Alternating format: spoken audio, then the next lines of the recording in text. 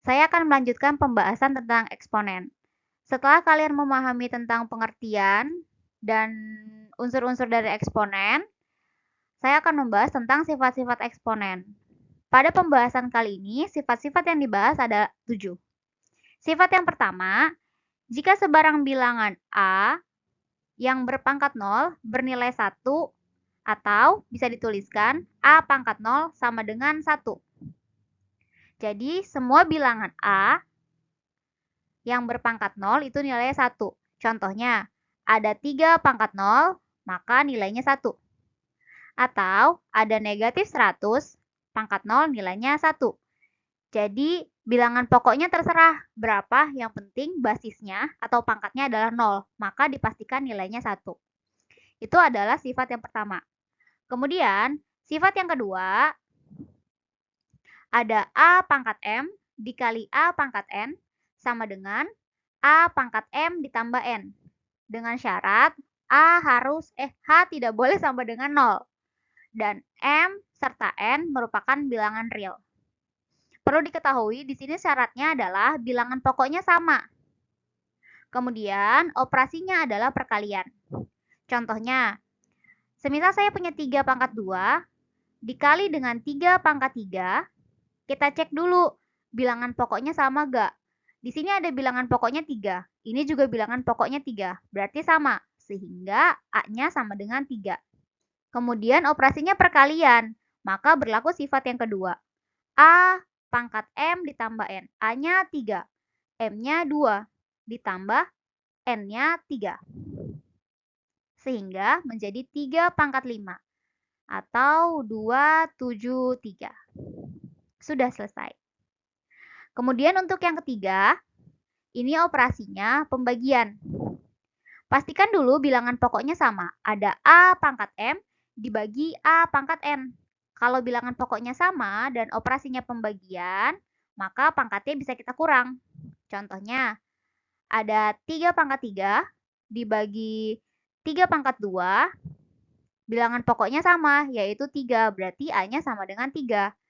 Bisa kita tuliskan 3 pangkat 3 dikurang 2, sehingga hasilnya 3 pangkat 1. 3 pangkat 1 sama dengan 3.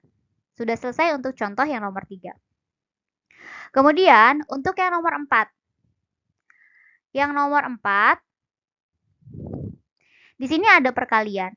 Semisal ada A pangkat M, kemudian dipangkatkan lagi dengan N. Sehingga pengerjaannya adalah A pangkat M dikali N. Dengan syarat A tidak boleh sama dengan 0, M dan N bilangan real. Untuk contoh nomor 4, misal saya punya 2 pangkat 2, kemudian dipangkatkan lagi dengan 3. Maka pangkatnya bisa kita kali. Menjadi 2 pangkat 2 dikali 3. Menjadi 2 pangkat 6. Ini bisa dilanjutkan. Berapa hasil dari 2 pangkat 6?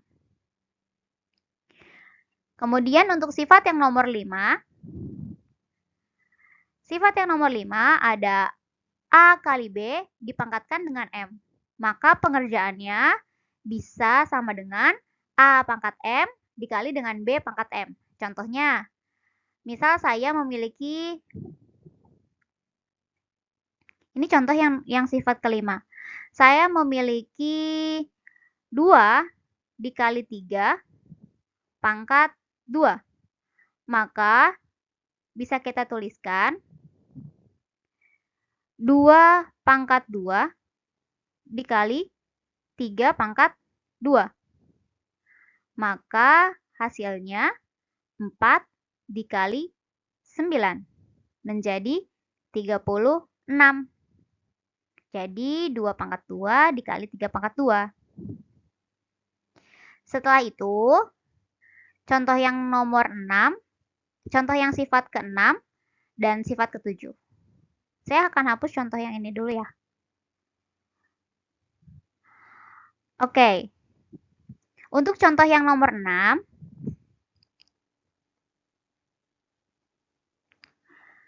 semisal ada A per B pangkat M, maka pengerjaannya bisa sendiri-sendiri. A pangkat M dibagi B pangkat M.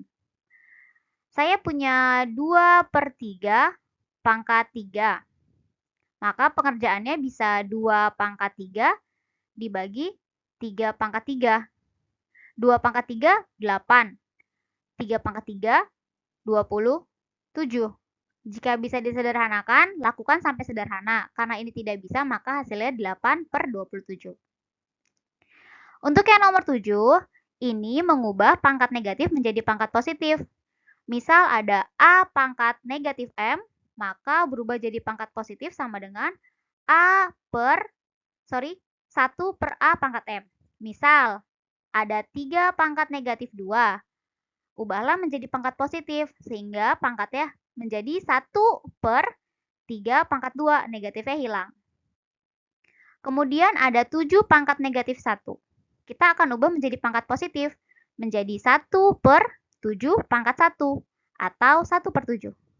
Oke, ini pembahasan selanjutnya ya. Ini adalah contoh-contoh soal yang sedikit ada perkembangan berdasarkan sifat-sifat eksponen. Oke, contoh yang pertama, ada sederhanakan bentuk eksponen berikut.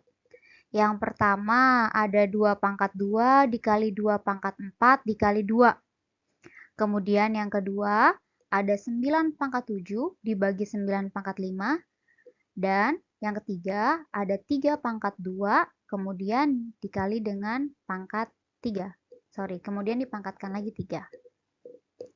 Oke, saya akan bahas yang pertama terlebih dahulu ya teman-teman. Yang pertama di sini ada 2 pangkat 2 dikali 2 pangkat 4 dikali 2.